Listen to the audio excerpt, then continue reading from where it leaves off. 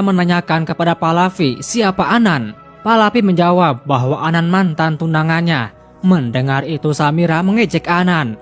Tanpa disadari, obrolan mereka terdengar lewat walkie-talkie milik Anan yang Samira salah ambil saat terjatuh di tangga. Karena telah mengejek, Samira ketakutan. Dikira akan marah, Anan malah memuji kecantikan Samira. Tentu membuat Samira salto. Di sisi lain, Paida menyewa pengacara untuk merebut kembali tanahnya yang diakuisisi oleh Deparaj di Rediarpati. Pengacara tersebut mencoba menghubungi pihak Deparaj, namun ia dibuat ketakutan olehnya. Hasil yang nihil, lalu Paida menurunkan pengacara tersebut di tengah jalan. Di sisi lain, Anan sedang mencari bunga. Di tengah perjalanan, ia melihat pria tua sendirian di pinggir jalan. Merasa kasihan, ia menghampirinya. Ternyata pria tua tersebut adiknya ayah Pallavi yang ingin pergi hadir ke pernikahan Pallavi. Lalu Anan pun memberikan tumpangan karena tujuan yang sama. Mengingat Paida teman dekat ayahnya Pallavi, Paida juga ada di sana. Keberadaan Anan di sana menjadi bahan olokan bagi Paida.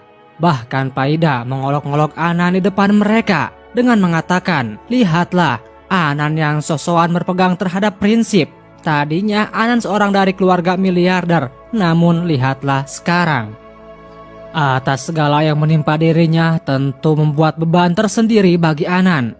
Samira mencoba menenangkan bahwa setiap manusia pasti melewati ujiannya masing-masing. Yang terpenting jangan menyerah. Hari ketiga Anan bekerja, ia yang sedang mendekor diprotes bahkan dicaci maki. Tentu membuat Anan kesal, ia berniat mengundurkan diri. Tak lama kakak iparnya menelpon menanyakan kabar Anan. Tentu membuat Anan ingat akan tujuannya. Meskipun kena caci maki, ia harus tetap melanjutkan demi mendapatkan uang 2 lak untuk biaya sekolah keponakannya.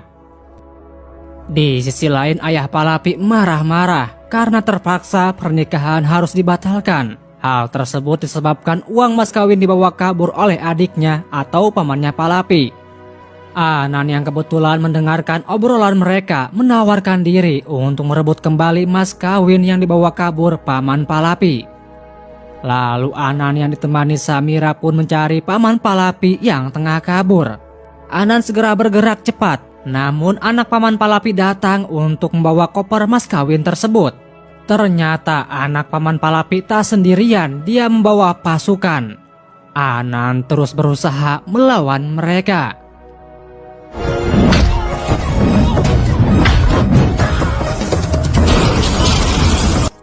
Pada akhirnya anak paman Pallavi menyerah. Anan berhasil merebut kembali koper mas kawin tersebut.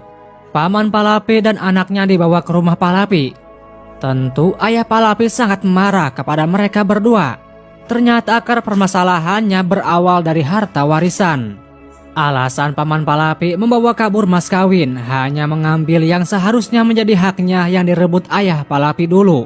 Di sana Anan menjadi penengah. Atas nasihat dari Anan membuat ayah Pallavi sadar akan kesalahannya. Lalu ayah Pallavi meminta maaf terhadap adiknya. Selama ini ia telah serakah. Sebagai permohonan maaf, ayah Pallavi menyerahkan propertinya. Bagaimanapun kerukunan keluarga tetap nomor 1. Ayah Pallavi sangat berterima kasih kepada Anan karena berkat Anan keluarganya rukun kembali. Seorang ayah yang hebat akan melahirkan putra yang hebat juga. Atas kebaikan hati Anan membuat Pallavi sadar. Pallavi meminta maaf kepada Anan, meminta untuk balikan lagi sebelum pernikahan dimulai. Dan itu disaksikan langsung oleh Samira.